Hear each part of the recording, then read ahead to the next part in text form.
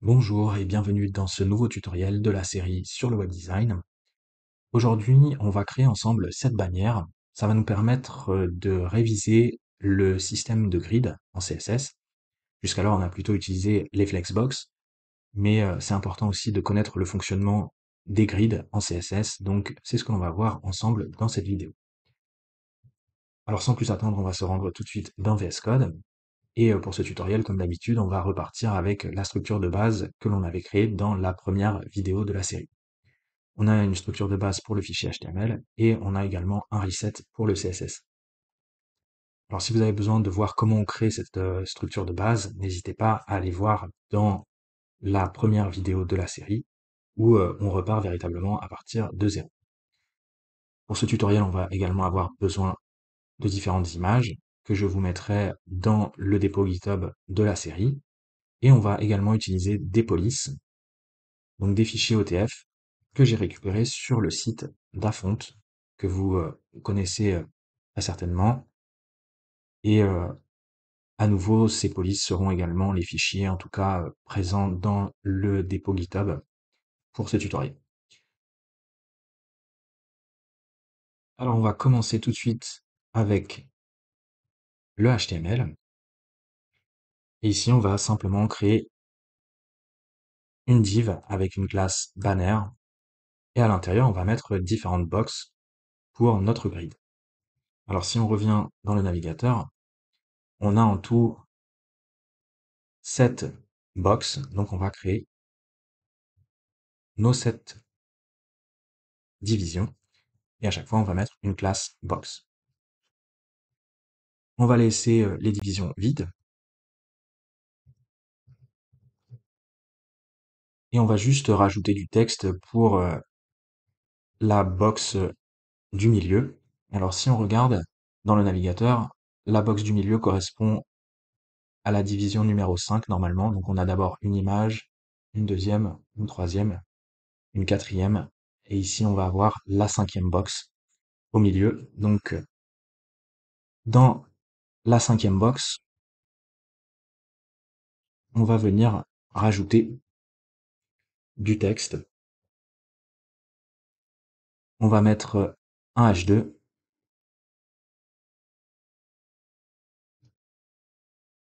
et ensuite on va mettre un H1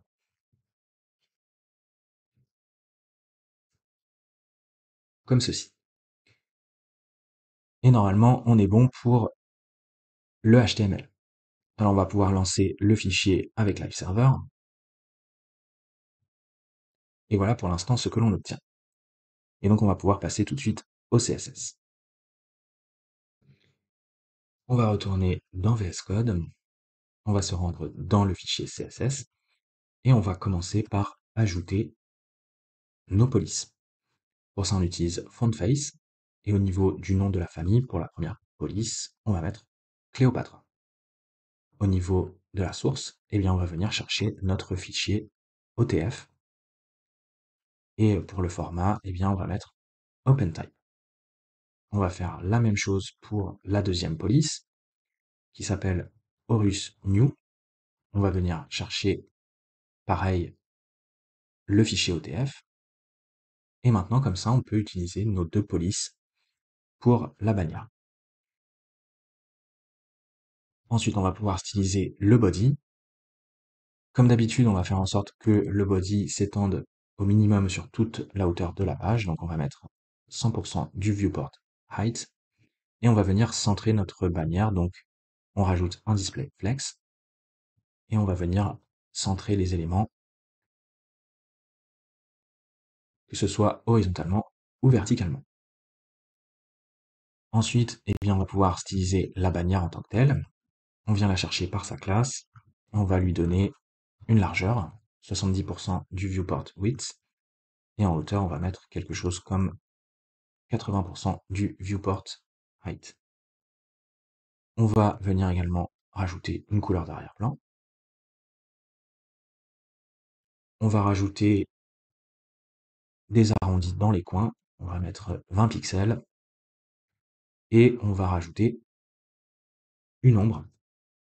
0 pixels en X, 3 pixels en Y. 14 pixels pour le flou, et au niveau de la couleur, on va mettre du noir, et on va juste le diminuer à 40%. On sauvegarde, et si on revient dans le navigateur, voilà ce que l'on obtient. On a notre bannière qui est au milieu de la page, avec une couleur d'arrière-plan, les arrondis dans les coins, et l'ombre.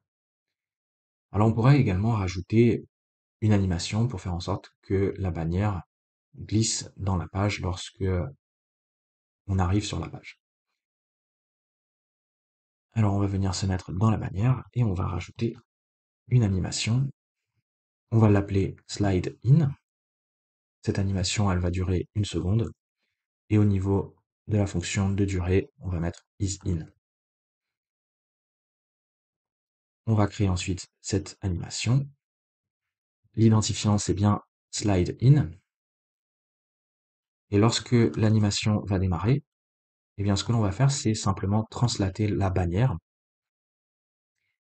pour qu'elle ne soit pas visible dans la page. Donc, au début de l'animation, on va mettre notre bannière à moins 3000 pixels. Et comme ça, elle ne sera pas dans la page. Et à 100% de l'animation, par contre, eh bien, à nouveau, on va translater et on va remettre la bannière à sa position initiale à 0. On sauvegarde. Et si on revient dans le navigateur et que l'on rafraîchit la page, on a bien notre bannière qui glisse et qui est translatée donc de moins 3000 pixels jusqu'à sa position initiale. Alors maintenant, on va pouvoir passer au système de grid. Alors pour le système de grid, on va venir se référer à la version terminée. Si on regarde la version terminée, on s'aperçoit que notre grid, elle est composée de 4 colonnes et de 4 lignes. Par exemple, pour les colonnes, si on se place sur la première ligne, on voit que la première image, elle s'étend sur 2 colonnes. Ensuite, on a une image sur une seule colonne et enfin une image sur une seule colonne. Donc on a bien 4 colonnes en tout. Et pareil au niveau des lignes, si on regarde ici à gauche, on s'aperçoit que la première image, elle est sur une seule ligne et par contre la deuxième, elle prend bien 3 lignes. Donc on a bien en tout 4 lignes et 4 colonnes. Et c'est ce qu'il va falloir indiquer au niveau de notre template.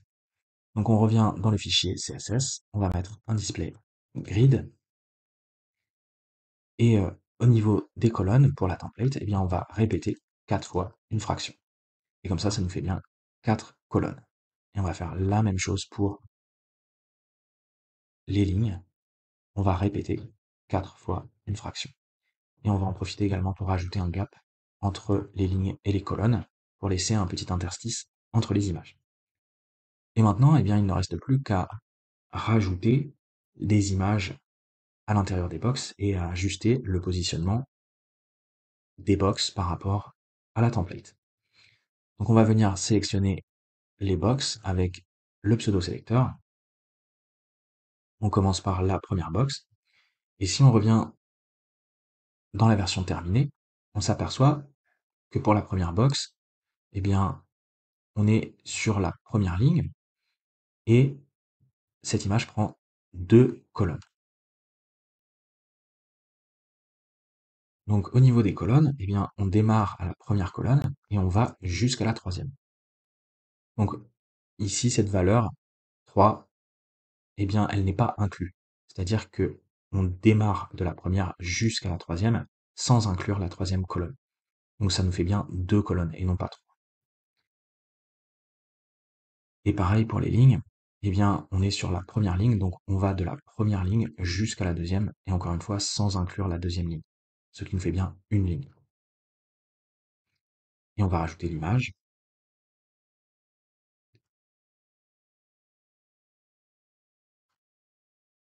On va rajouter également des propriétés pour l'image. On va faire en sorte que l'image ne se répète pas. On va la centrer. Et on va rajouter également cover pour que l'image prenne toute la place disponible à l'intérieur de la box. Et maintenant, on va pouvoir faire la même chose pour les boxes suivantes. On va regarder la deuxième box. Il s'agit de cette image qui démarre à la troisième colonne et qui va jusqu'à la quatrième. Et au niveau des lignes, eh bien, on est toujours sur la première ligne. Donc on démarre bien de la troisième colonne et on va jusqu'à la quatrième sans l'inclure. Et au niveau des lignes, eh bien, on démarre à la première ligne jusqu'à la deuxième sans l'inclure. On change l'URL de l'image et on passe à la box suivante. Cette image, eh bien, elle est sur la dernière colonne et elle s'étend sur les trois premières lignes. Donc on est sur la dernière colonne, on démarre à la colonne 4 et on va jusqu'à 5 pour prendre la dernière colonne. Et au niveau des lignes, eh bien, on démarre à la première ligne et on va jusqu'à la quatrième ligne sans l'inclure. Donc ça nous fait bien 3 lignes. Et on va venir changer également l'URL de l'image. On passe à la box suivante, la box 4. Il s'agit de cette image, donc on est sur la première colonne, et par contre au niveau des lignes, eh bien, on démarre à la deuxième ligne et on va jusqu'à la fin. Donc au niveau des colonnes, on est sur la première colonne, donc on démarre à 1 et on va jusqu'à la deuxième colonne sans l'inclure. Et au niveau des lignes, eh bien, on démarre à la deuxième ligne et on va jusqu'à la dernière ligne, donc jusqu'à 5. On change l'URL de l'image et on passe à la box suivante. La cinquième box, qui est la box du milieu, celle avec le texte. Donc celle-ci, elle démarre à la deuxième colonne jusqu'à la quatrième. Et pareil au niveau des lignes, on va de la deuxième ligne jusqu'à la quatrième ligne. Donc on est vraiment sur les deux colonnes et les deux lignes du milieu. Ici, on démarre de 2, on va jusqu'à 4. Et pareil, pour les lignes, on démarre à la deuxième ligne jusqu'à la quatrième ligne. Et ici, pour la box du milieu, il n'y a pas d'image. Et enfin, il nous reste deux box, les deux dernières images.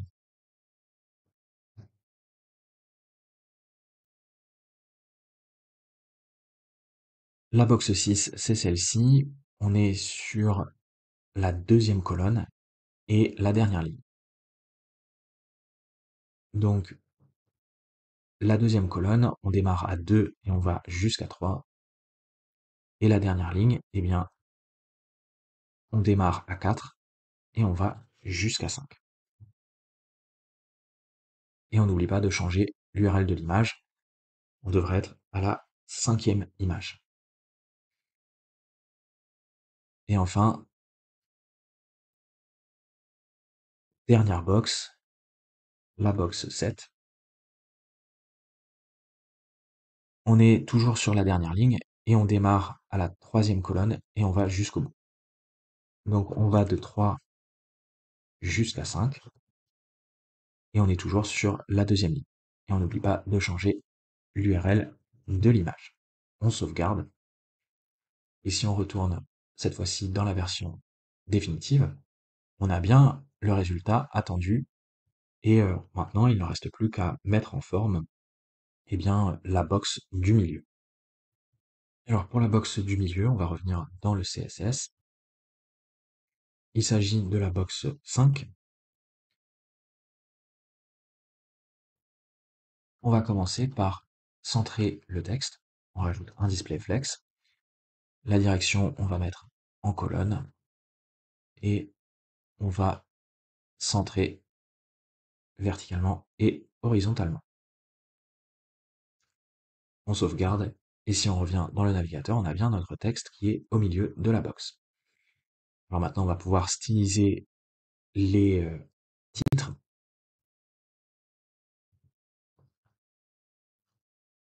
On va commencer par le H2.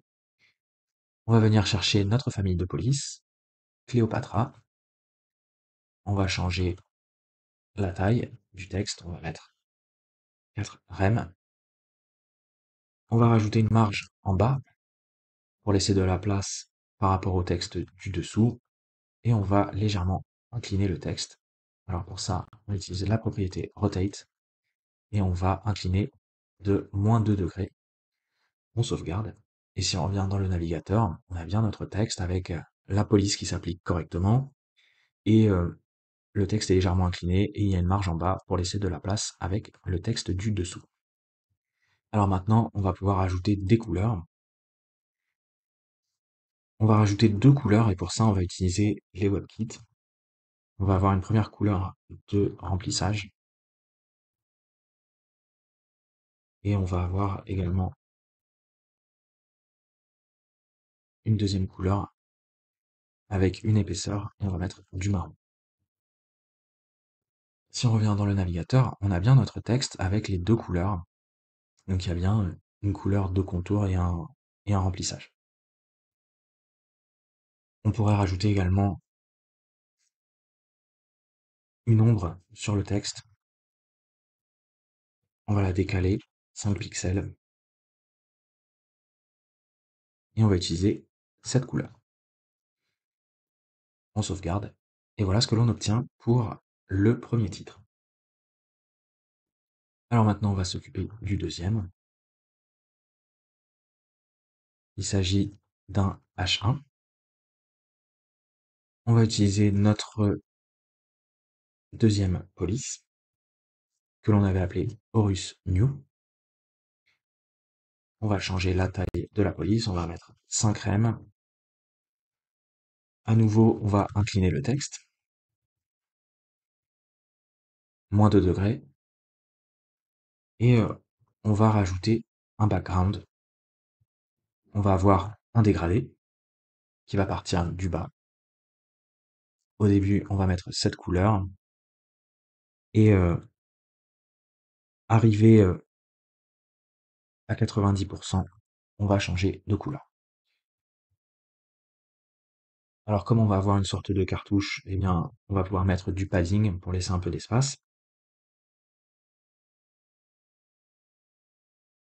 Et on va mettre également un arrondi dans les angles du cartouche. Et voilà ce que l'on obtient pour l'instant. On a bien notre police qui s'applique avec le cartouche, un dégradé, un peu de padding et des arrondis dans les coins. Et maintenant, il ne reste plus à nouveau qu'à rajouter des couleurs. Donc, on va utiliser à nouveau les WebKits. On va utiliser du blanc pour la couleur interne et pour le contour,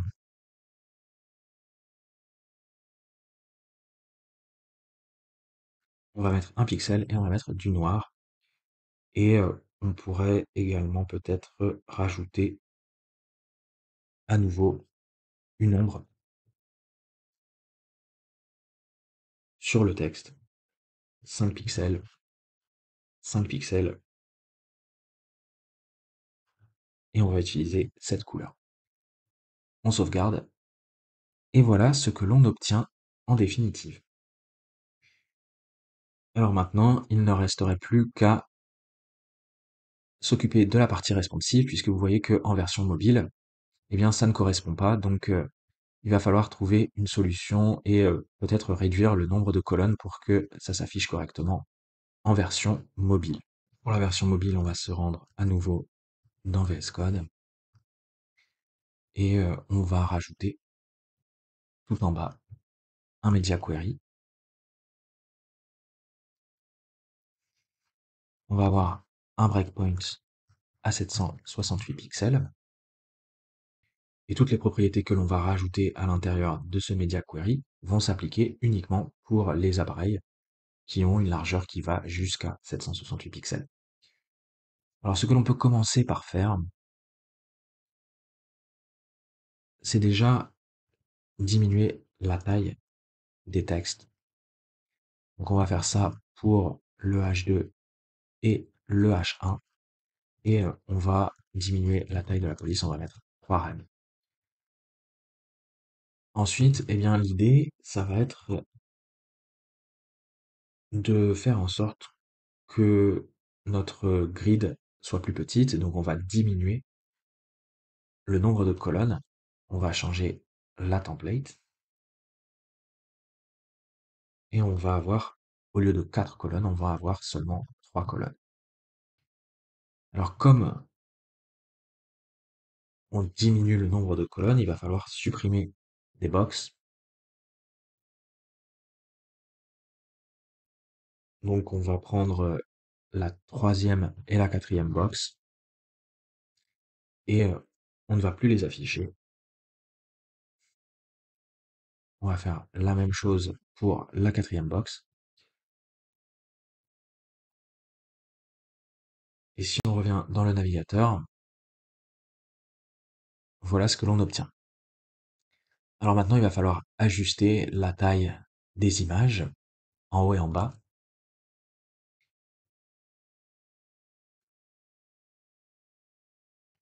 On va prendre la première box. Alors ici,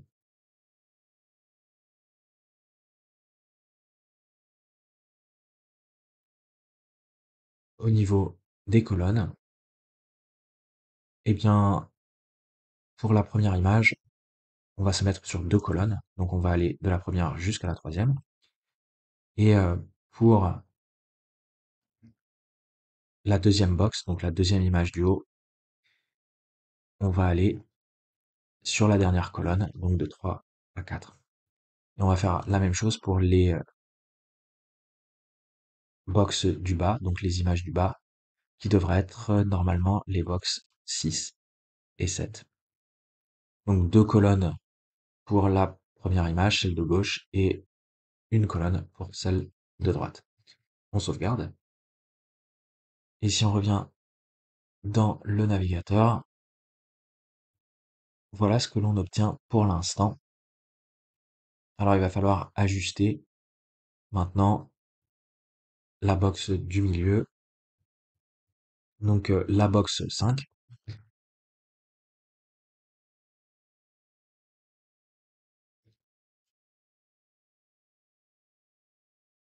Et pour la box 5, eh bien, elle va, au niveau des colonnes, s'étaler sur les 3 colonnes, donc on va aller de 1 jusqu'à 4. On revient dans le navigateur, et voilà ce que l'on obtient. Pour la version mobile, en tout cas, c'est une piste que l'on pourrait améliorer, bien sûr, pour la partie responsive de cette bannière. Et voilà, c'est à peu près tout ce que je voulais vous dire pour les grids en CSS. Donc j'espère que cette vidéo vous aura plu et on se retrouve très bientôt pour la suite de la série sur le web design.